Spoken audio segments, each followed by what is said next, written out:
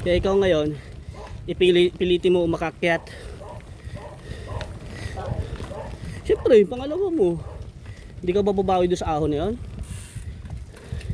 Yung may buwelo. Hindi, tigasan mo yung sabay, pag nakita mo yung kalahati, cambio ka na. Bagala lang muna natin, malapit yung dalawa eh.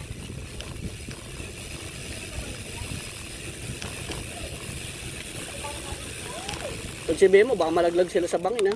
Oo, kaliwa.